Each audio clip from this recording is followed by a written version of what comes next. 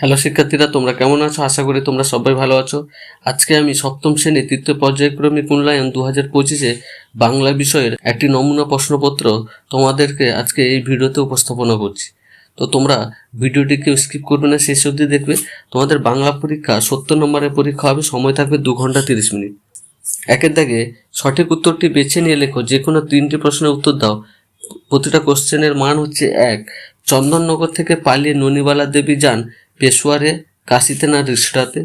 এরপরে আছে ডেভান্টের পকেটে কটি শিলিং ছিল? 1 হচ্ছে 4টি, 5টি না 6টি। এরপরে আছে পটলবাবুর বয়স কত ছিল? 50, 52 না 32। কুতুব মিনারের প্রথম তলা সাজানো ছিল বাঁশির নকশায়, কোণের নকশায় না বাঁশি ও কোণের নকশায়। এরপরে 2 দাগে নিচে যে কোনো 3টি প্রশ্নের উত্তর দাও। প্রত্যেকটি প্রশ্নের মান 1। আজ সকালে এসে পালাবে স্থির করেছে, এখানে কার কথা বলা হয়েছে? কুতুব মিনার নামটি কার নামানুসারে রাখা হয়েছে? জাদুঘরের দক্ষিণা সংগ্রহের জন্য ছাত্ররা কত দামে টিকিট কিনেছিল? এরপরে আছে নিশিকান্ত ঘোষের সঙ্গে পটলবাবুর কবে দেখা হয়েছিল? নেক্সট 3 দাগের প্রশ্ন আছে, নিচের যে কোনো 2টি প্রশ্নের উত্তর দাও। প্রত্যেকটি প্রশ্নের মান 2। প্রথম প্রশ্ন হচ্ছে, কাশীর জেলের পানিশমেন্ট সেলটির অবস্থা কেমন ছিল? এতদিন অকেজো থেকেও তার শিল্পী মন ভোঁতা হয়ে যায়নি, এই অনুভূতি কিভাবে জাগলো পটলবাবুর মনে? হাওয়াই টাকশাল সম্পর্কে চাঁদ মিয়া কি বলেছিলেন? তোমাদের ওখানে এতদিনে বোধ হয় বর্ষা নেমেছে, এই বক্তব্য কার উদ্দেশ্যে করা হয়েছে? তোমাদের ওখানে বলতে কোথাকার কথা বলা হয়েছে? এরপরে 4 দাগে যে প্রশ্ন খুবই গুরুত্বপূর্ণ, নিচের যে কোনো 2টি প্রশ্নের উত্তর দাও। প্রত্যেকটি প্রশ্নের মান 5। তো তোমাদের ভিডিওটি কেমন লাগছে অবশ্যই কমেন্ট করো, আর তোমরা ভিডিওটি বেশি বেশি করে শেয়ার করে দাও। 4 দাগের মধ্যে প্রথম গুরুত্বপূর্ণ প্রশ্নটি হচ্ছে, এই চুরির কাহিনী অভিনব। কোন ঘটনার প্রতি এই উক্তি করা হয়েছে? অভিনব চুরির কাহিনীটি নিজের ভাষায় লেখো। তারপরে আছে বছর 50-এর বেঁটেখাটো টাকমাথা নাট্যপ্রিয় পটলবাবুর প্রকৃত নাম কি? তার নাট্যপ্রীতির পরিচয় দাও। এরপরে আছে কুতুব মিনার পৃথিবীর শ্রেষ্ঠ মিনার, এই উক্তিটির আলোকে মিনারটির 5টি বৈশিষ্ট্যতা উল্লেখ করো। এরপরে সঠিক উত্তরটি বেছে নিয়ে লেখো, যে কোনো 3টি, প্রতিটি প্রশ্নের মান 1। ধ্যান গম্ভীর এই যে ভূধর, কবিতায় ভূধর শব্দটির অর্থ কি? পর্বত, নদী না পৃথিবী। এরপরে আছে বাপ মেয়েরা যাবি তো মুচ্ছ, এখানে মুচ্ছ শব্দের গদ্যরূপ হলো মূর্ছা, মূর্ছ না মূর্ছা। এরপরে প্রশ্ন আছে, বঙ্গভূমির প্রতি কবিতাটি একটি সার্থক সনেট, গীতি কবিতা না শোক কথা? টই লুকিয়ে থাকে গল্পের মাঝে, আকাশের মাঝে না বইয়ের মাঝে? নেক্সট 6 দাগে যে গুরুত্বপূর্ণ প্রশ্নগুলি হচ্ছে, নিচের প্রশ্নগুলির উত্তর দাও। যে কোনো 3টি প্রশ্নের, প্রতিটি প্রশ্নের মান 1। প্রেমেন্দ্র মিত্রের প্রথম কাব্যগ্রন্থের নাম কি? কারা ভারতবর্ষে এসে এক দেহে লীন হয়েছে? দিন ফুরালেও কারা মাঠ ছাড়ে না? সেই ধন্য নরকুলে, কোন মানুষ নরকুলে ধন্য হন? তো তোমাদের ভিডিওটি কেমন লাগছে অবশ্যই কমেন্ট করবে, আর তোমরা ভিডিওটি বেশি বেশি করে শেয়ার করে দেবে, আর অনুরোধ করবো তোমরা ভিডিওটিতে একটা করে লাইক করতে। এরপর নিচের যে কোনো 2টি প্রশ্নের উত্তর দাও। প্রতিটি প্রশ্নের মান 2। হে রুদ্রবীণা বাজো বাজো, রুদ্রবীণা কি? কবিতার বেজে ওঠার প্রত্যাশী কেন? আমরা কি আর দেখতে পাবো ভাবছ? এই সন্দেহের কারণ কি?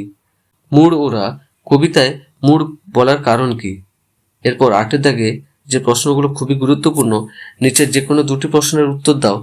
প্রতিটি প্রশ্নের মান 5। ভারতবর্ষের গৌরবময় ইতিহাসের কথা ভারত তীর্থ কবিতা কিভাবে বিবৃত হয়েছে? আমরা কি আর দেখতে পাবো ভাবছ? কাদের মধ্যে এই সংশয়? তারা কি বিষয় এই সংশয় প্রকাশ করেছে? কেন তাদের মধ্যে এই সংশয় তৈরি হয়েছে? টই পড়া যায় পড়তে কোথায়? কার লেখা কোন কবিতা থেকে নেওয়া হয়েছে? কোথায় কোথায় টই পড়া যায় কবিতা অবলম্বনে লেখো। এরপরে 9 দাগে নিচের যে কোনো 2টি প্রশ্নের উত্তর দাও। প্রত্যেকটি প্রশ্নের মান 1। মাকু উপন্যাসটির রচয়িতাকে? জানোয়াররা নৃত্যে পড়েছিল কেন? সোনাটিয়ার জন্য কি উপহার এনেছিলেন? এরপর 10 দাগে নিচের যে কোনো একটি প্রশ্নের উত্তর দাও। প্রথম প্রশ্ন হচ্ছে, কে কিভাবে মাকুকে কাঁদার কল লাগিয়েছিল? অনেক দিনের পুরনো ফাঁদ, জাদুকরের মতে কারা কেন এই ফাঁদ তৈরি করেছিল? এরপর 11 দাগে যে প্রশ্নগুলো খুবই গুরুত্বপূর্ণ, পরীক্ষায় আসার সম্ভাবনা খুবই বেশি, নিচে যে কোনো একটি প্রশ্নের উত্তর দাও। ঘাস জমিতে মাকু যে খেলা দেখেছিল নিজের ভাষায় লেখো। ঘড়িওয়ালা কেন মাকুকে খুঁজছিল, আবার কেনই বা তার ভয়ে লুকিয়ে থাকতো? এরপর 12 দাগে সঠিক উত্তরটি বেছে নিয়ে লেখো। যে কোনো 5টি প্রশ্নের উত্তর দিতে হবে, 5 নম্বরে থাকে। প্রথম প্রশ্ন হচ্ছে, কারক কয় প্রকার? 5 প্রকার, 6 প্রকার না 7 প্রকার? এরপরে কোনটি সঠিক নয়? পানীয়, দ্রষ্টব্য না কর্তব্য? এরপর আছে, যে কর্তা নিজে কাজ না করে অন্যকে দিয়ে কাজ করিয়ে নেয় তাকে কি বলে? প্রযোজ্য কর্তা, ব্যতিহার কর্তা না প্রযোজক কর্তা? নেক্সট প্রশ্ন আছে, কোটিতন্দিত প্রত্যয় নয় তব্য শ্লিক না ময়ট? এরপর আগমনের যার কোনো তিথি নেই তাকে বলে শিব, অতিথি না নাব্য? নেক্সট 13 দাগে যে প্রশ্নগুলো গুরুত্বপূর্ণ, যে কোনো 5টি করতে হবে, তাদের মধ্যে নির্দেশ অনুসারে প্রশ্নগুলির উত্তর দাও। প্রথম প্রশ্ন হচ্ছে, সার্থক বাক্যে প্রয়োগ করো এচড়ে পাকা। এরপর আছে, সাধিত শব্দকে বিশ্লেষণ করলে কি কি অংশ পাওয়া যায়? রাত্রি এখানে স্বাগত, সন্ধ্যা শাঁখে। নিম্নরেখ পথটি কোন কারক? প্রকৃতি ও প্রত্যয় নির্ণয় করো, বক্তব্য আর সারথি। সহযোগী কর্তার একটি উদাহরণ দাও। নেক্সট 14 দাগে যে কোনো একটি বিষয়ে অবলম্বনে প্রবন্ধ রচনা করো।